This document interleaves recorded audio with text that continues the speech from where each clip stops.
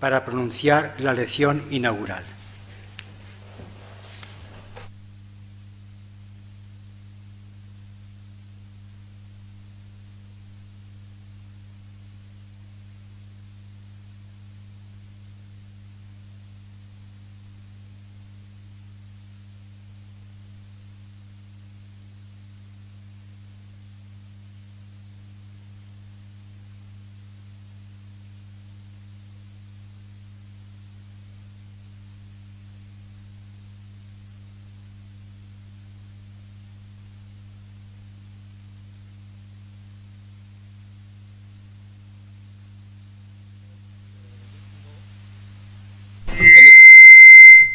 Eminentísimo y reverendísimo Gran Canciller, eminentísimo señor Cardenal, excelentísimos y reverendísimos arzobispo y obispos, excelentísimos presidentes de las Cortes y consejera de Educación, rectores magníficos, autoridades académicas, civiles, militares y empresariales, profesores, estudiantes, personal de Administración y Servicios, familiares y amigos. En primer lugar, quiero comenzar agradeciendo al decano de la Facultad de Psicología, don Alfonso Salgado Ruiz, su invitación para impartir esta lección inaugural. Es para mí un gran honor haber recibido este encargo. Uno de los tópicos que más desarrollo ha tenido en los últimos años en psicología es el de la atención plena. Muchas personas han oído hablar de ello bajo la traducción de mindfulness.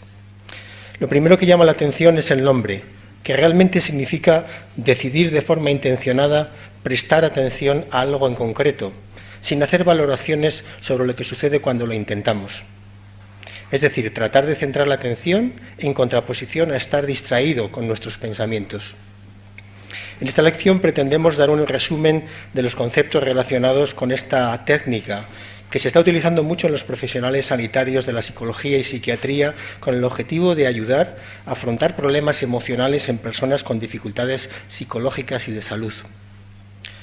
Los programas estructurados de atención plena y de entrenamiento en autocompasión tienen cada vez más apoyo empírico y son más empleados en los ámbitos sanitarios, como acabo de decir. Ello suele depender de que superen los estándares de calidad de los correspondientes comités de ética de los centros. También depende de que los profesionales que ponen en práctica estos programas hayan recibido la formación adecuada acreditada por las instituciones universitarias en las que se originaron tras superar estándares determinados. Como veremos, estos programas tienen el visto bueno para ser empleados en los sistemas públicos de salud de Reino Unido y de Australia, entre otros países. En nuestro entorno ya se hacen también intervenciones o formación tanto en el ámbito público, por ejemplo en la Unidad de Psiquiatría del Hospital Universitario de La Paz, de Madrid, como en el ámbito privado, en el Departamento de Psiquiatría y Psicología Clínica de la Universidad de Navarra. Organizaremos el presente resumen de la lección en 4 apartados. Primera y segunda parte, la felicidad y el sufrimiento humano. Para comenzar esta lección sería interesante poder hacer un pequeño experimento. Imagínense que yo ahora mismo les pidiera que tal y como están en estos momentos sentados, simplemente cerraran los ojos y trataran de centrar su atención en su respiración, sin hacer nada más que eso, sin intentar cambiar su respiración, simplemente observándola. ¿Qué creen que sucedería después de esos 3 minutos cuando yo les preguntara que abriesen los ojos y me dijeran cómo ha ido el ejercicio? Probablemente algunas personas señalarían que se habían relajado mucho, aunque ese no era el objetivo del ejercicio. Otras que consiguieron centrarse en su respiración en algunos momentos, otras que no lo consiguieron y se pusieron muy nerviosas. Lo más probable es que realmente este ejercicio sirviera para algo diferente. Realmente no había nada que conseguir, tan solo fijarse en el ritmo de la respiración. Podríamos haber hecho este ejercicio de muchas maneras, centrándonos en las sensaciones de nuestro cuerpo o en los sonidos que estamos escuchando en este instante, o si estuviésemos en el contexto doméstico, fijándonos en la temperatura del agua y sensaciones cuando nos hemos duchado esta mañana, o quizá en las sensaciones que notábamos en nuestros pies al venir caminando a este acto académico. Sin embargo, cuando intentamos centrar nuestra atención en algo concreto, se pone de manifiesto que hay muchos pensamientos o emociones que están interfiriendo con el objetivo de estar atentos sin hacer juicios de valor. Más bien, nuestra mente parece, si me permiten la expresión coloquial, una jaula de grillos. Las investigaciones señalan que durante gran parte de nuestro tiempo estamos en piloto automático, es decir, estamos pensando en cosas diferentes a lo que nos ocupa y que por ello tenemos muy poca conciencia de los detalles que nos rodean. En el año 2011, Killingsworth, un investigador norteamericano, publicó un artículo en el que por primera vez a nivel científico estudiaron de forma empírica este tipo de fenómeno que todos conocemos cotidianamente. Más de 15.000 personas de 80 países recibían en su teléfono móvil varios mensajes al día en los que tenían que señalar qué estaban haciendo en ese preciso momento, su nivel de felicidad en ese instante y si estaban centrados en lo que estaban haciendo o bien estaban distraídos pensando en cosas agradables, neutras o desagradables, pero distintas a lo que estaban haciendo. Los resultados fueron muy reveladores. Por término medio, las personas ocupamos más del 46% de nuestro tiempo en pensar en cosas distintas a las que estamos haciendo. A este fenómeno lo denominaron divagación mental. Además, comprobaron que las personas eran igualmente felices cuando estaban centradas en su actividad, en lo que estaban haciendo, que cuando divagaban en cosas agradables. Parece que no nos hace más felices divagar en cosas agradables. Sin embargo, eran significativamente más infelices cuando estaban divagando en temas neutros o desagradables. Ahí las diferencias eran significativas. El título de la investigación de Killingsworth, publicado en la revista Science, es muy revelador. Es el siguiente: la mente humana es una mente que divaga, y una mente que divaga es una mente infeliz. La investigación ha demostrado que la divagación mental es esencial para la consolidación de la memoria y desarrollar la creatividad, pero la divagación mental excesiva está asociada con problemas en el aprendizaje, produce rumiación cognitiva, depresión e incluso ansiedad. Volviendo a nuestro ejemplo inicial, seguramente, más que conseguir centrar nuestra atención en nuestra respiración, el ejercicio habrá servido para caer en la cuenta de que en la mayor parte de las ocasiones estamos secuestrados atencionalmente, fuera del contexto real en el que nos encontramos en esta sala, pensando en acontecimientos del pasado o del futuro, lejos de este momento. Eso es lo que sucede con mucha probabilidad en el caso de personas que permanentemente están ocupados en rumiar acontecimientos desagradables del pasado, lo cual facilita que generen un estado de ánimo deprimido, o bien están constantemente anticipando dificultades o aspectos negativos del futuro que está por llegar, lo cual les predispone a estar más estresados o ansiosos. Todos conocemos casos similares en los que además las personas consideran a los pensamientos como acontecimientos reales, no como productos cognitivos. Es muy frecuente que las personas confundan el hecho de tener un pensamiento o pensar con el contenido de ese pensamiento y acaben, como decíamos, secuestrados atencionalmente, pasando la mayor parte de su tiempo en el pasado o en el futuro. Como señala Stephen Hayes, la persona está cada vez más atrapada en su mente y se aleja cada vez más de su vida.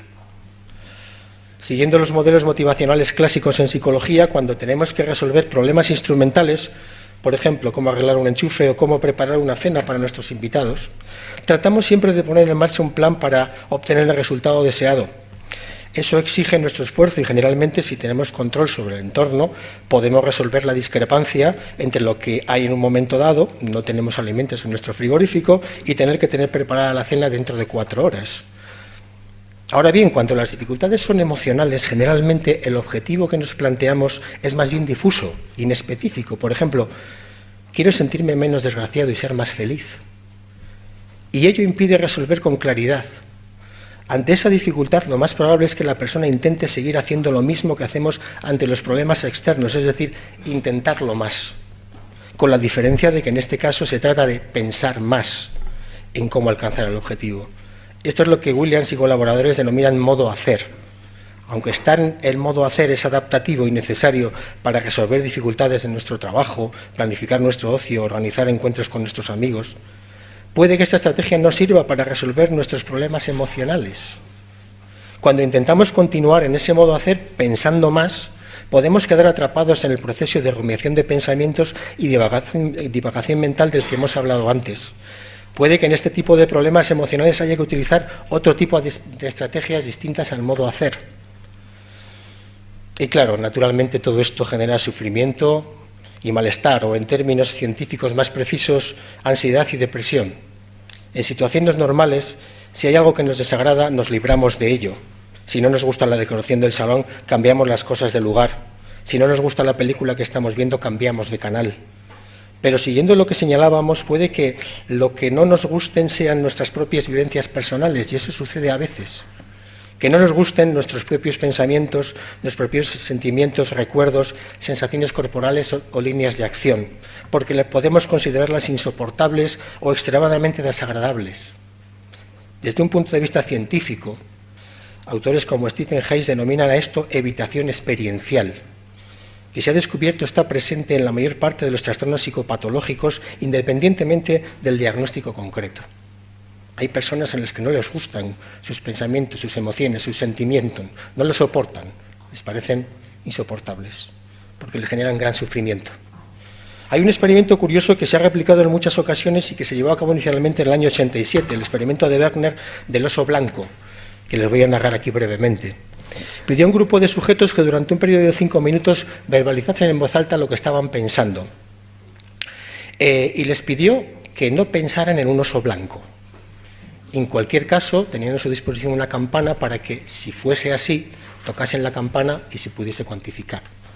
A la otra mitad de los sujetos se les dijo que durante 5 minutos podían pensar en lo que quisieran, siempre y cuando lo verbalizasen en voz alta, entre otras cosas, pues, bueno, un oso blanco, ¿no? Y que si en algún momento pensaban en el oso blanco, también tocasen la campana. El resultado de este experimento creo que es obvio y que todos diríamos rápidamente que las personas que trataban de no pensar en el oso blanco eran las que más pensaron en él y más tocaron la campana. Este fenómeno no tiene nada de mágico, no tiene nada de extraño, está muy estudiado y se ha replicado mucho en psicología. El intento de no hacer algo aumenta la probabilidad de que eso acabe sucediendo. Si no lo quieres tener, lo tendrás.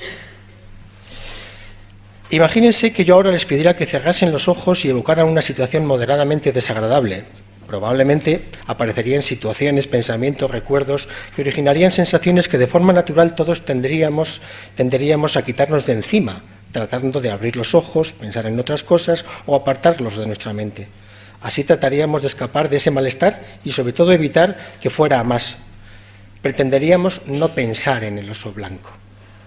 El efecto que produce también lo entendemos. Probablemente pensaríamos más en eso que intentamos apartar. Pues bien, la mayoría de comportamientos problemáticos desempeñan la función de estrategias para evitar el sufrimiento anticipado.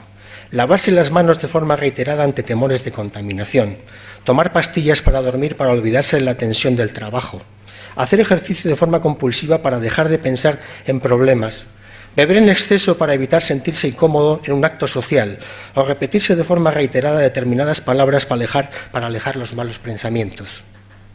Aunque a corto plazo las respuestas de escape y evitación producen un alivio momentáneo del malestar, a medio y largo plazo la persona necesita emitir con mucha más frecuencia, intensidad o duración ese tipo de comportamientos para experimentar alivio.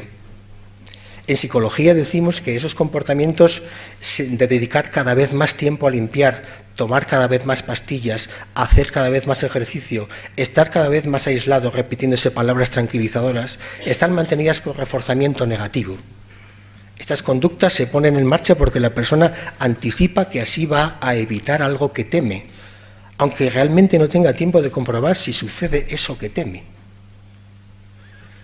Y si siguiendo determinadas técnicas psicológicas las personas se plantean ver qué sucede realmente, si se atreven a acostarse sin tomar pastillas, o no beber en exceso en una fiesta, o no lavarse las manos inmediatamente tras saludar a alguien, para comprobar si ese temor que sienten es tan insoportable como creen. Y si tras intentarlo en una situación fácil, con el apoyo de un psicólogo, se dan cuenta de que, más que insoportable, si se dan tiempo, lo que sucede es tan solo desagradable y sí que pueden con ello. Bueno, esta es la base de la intervención psicológica que ha demostrado una mayor eficacia terapéutica desde hace varias décadas de la ciencia psicológica y se denomina técnica de exposición. Es decir, de forma progresiva y no abrupta, la persona decide exponerse a los estímulos que le producen miedo, sin poner en marcha respuestas de escape, para comprobar que ese temor se extingue progresivamente. Es el antídoto natural del refuerzo negativo. Es como coger al toro por los cuernos.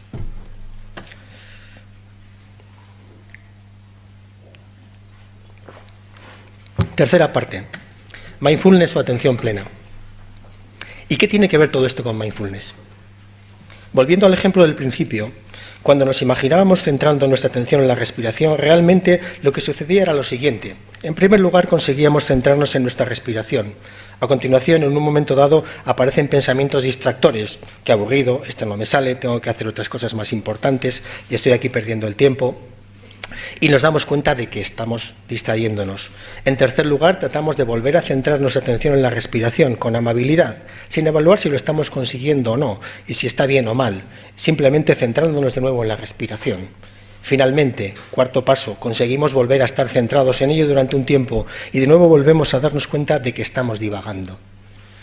Pues bien, este continuo ir y venir al momento presente, sin enjuiciar el hecho de que con frecuencia divagamos, sino centrándonos de nuevo en nuestro objeto, eso es practicar atención plena. Eso es practicar atención plena. Como pueden consultar en el texto de la lección que tienen en sus manos, nuestro cerebro está diseñado para divagar en base al funcionamiento de la red neuronal por defecto. Y esto explica ese constante ir y venir. Neurológicamente estamos diseñados para divagar, porque divagar sobre cuestiones que están en nuestro entorno nos ayudan a resolver problemas, anticipando proyectos de futuro, recordando proyectos pasados para construir los nuevos. Pero cuando hacemos eso con nuestros estados emocionales, el oso blanco vuelve a aparecer. El mindfulness con base científica no tiene nada que ver con dejar la mente en blanco o alcanzar estados superiores de conciencia. No es buscar el éxtasis o la iluminación. Tampoco es escapar del dolor, no aceptarlo o suprimir las emociones, ni meras técnicas de control o relajación. Cuanto más practiquemos ejercicios de este estilo con distintos estímulos en los que centrarnos, mejor preparados estaremos para conseguir centrarnos en el momento presente cuando lo estimemos necesario, cuando detectemos que nos encontramos divagando en el futuro o en el pasado y experimentemos malestar emocional.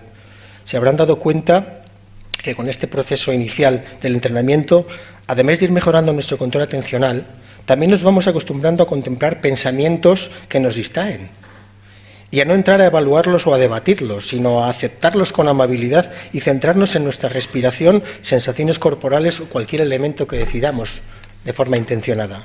Esto es muy importante, porque sin darnos cuenta estamos empezando a contemplar los pensamientos o emociones que nos acompañan frecuentemente y lo estamos haciendo repetidamente. De hecho, esta práctica comienza a producir una sensación de distanciamiento de los mismos, de manera que comenzamos a darles menos credibilidad o verosimilitud. Nos acostumbramos a ello, comenzamos poco a poco a considerar que estamos teniendo un pensamiento sobre las cosas que tengo que hacer a lo largo de la jornada de trabajo. Y no reaccionamos de forma ansiosa como si estuviéramos fusionados del siguiente modo. Esta mañana voy a estar hasta arriba de trabajo y seguro que voy a cometer algún fallo grave, va a ser impresentable. Con el entrenamiento en los programas de mindfulness, el objetivo después de aprender a focalizar nuestra atención en un objeto concreto es abrir el foco de la atención y hacer que ésta se centre en nuestros propios pensamientos y en las reacciones emocionales que sentíamos como consecuencia de ellos. De este modo, en las últimas sesiones de los entrenamientos, que siempre duran 8 semanas, las personas aprenden a centrarse en pensamientos que están presentes y les causan sensaciones de ansiedad, taquicardia, nudo en el estómago, tristeza o desánimo. Es complicado prestar atención y centrarse en los pensamientos porque generalmente son muy rápidos y son escurridizos.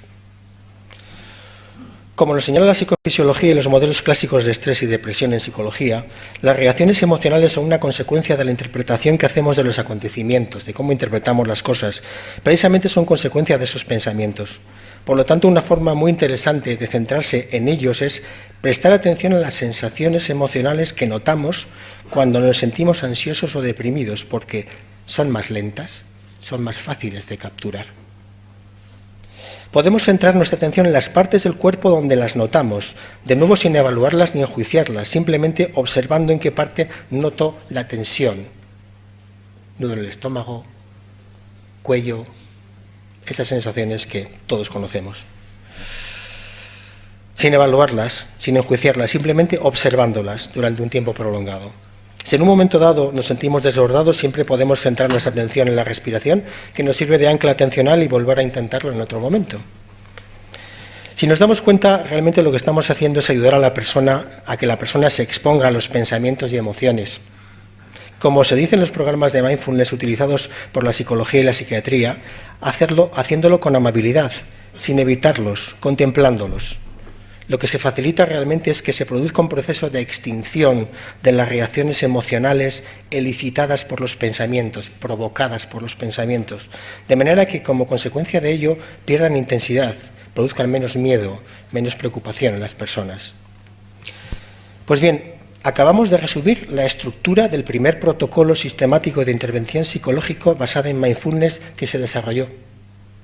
Se trata del programa de manejo de estrés basado en mindfulness que desarrolló el doctor Kabat-Zinn a finales de los años 70 en el Centro Médico de la Universidad de Massachusetts. Comenzó trabajando con personas aquejadas de problemas de dolor crónico. El otro gran centro de investigación relevante en este ámbito se encuentra en el Reino Unido. Desde la Universidad de Oxford, Segal y colaboradores desarrollaron una versión específica de este programa de Kabat-Zinn de manejo del estrés para abordar el problema de las recaídas de las personas que sufren depresión. Un programa al que denominaron terapia cognitiva para la prevención de recaídas en depresión basada en la atención plena, porque comprobaban que más del 50% de las personas que habían sufrido un episodio depresivo volvían a recaer. Plantearon una estrategia para evitar que eso volviera a suceder. Se trata de un programa con la misma estructura que el programa de la Universidad de Massachusetts, con la diferencia de que en las últimas sesiones se incluyen componentes centrados en el modelo cognitivo de depresión y descentramiento para que las personas logren desidentificarse de su tendencia a divagar y rumiar pensamientos depresivos. Al igual que el de Kabat-Zinn, este programa ha sido muy estudiado y validado empíricamente y, de hecho, hoy en día es una de las alternativas terapéuticas que los pacientes con problemas de depresión pueden elegir para recibir tratamiento psicológico en el sistema público de salud de Reino Unido. Y fue allí donde se inventó el empirismo. Estos dos programas son los programas de atención plena más estudiados, más empleados y con mayor apoyo empírico. De ellos se han derivado programas más específicos, de entre los que caben señalar los siguientes. Programa de prevención de recaídas en conductas adictivas para el consumo de abuso de sustancias. Programa de recuperación del cáncer basado en la atención plena. Programa de atención plena para la mejora del rendimiento deportivo. Programas de mindfulness en las escuelas, los llamados programas de aulas conscientes para mejorar el desarrollo escolar. Desde el año 2003 hasta la actualidad hay recogidos en publicaciones científicas más de 12.000 artículos sobre mindfulness, o atención plena, que es como debería traducirse en nuestro idioma. Cuarto y último apartado, autocompasión. En nuestros tiempos existe un gran nivel de autoexigencia, todos somos conscientes de ello, ¿no? Y son muchas las personas que se critican en exceso y no se tratan a sí mismas con amabilidad. Se da por supuesto que uno se ama a sí mismo como antesala para amar al prójimo.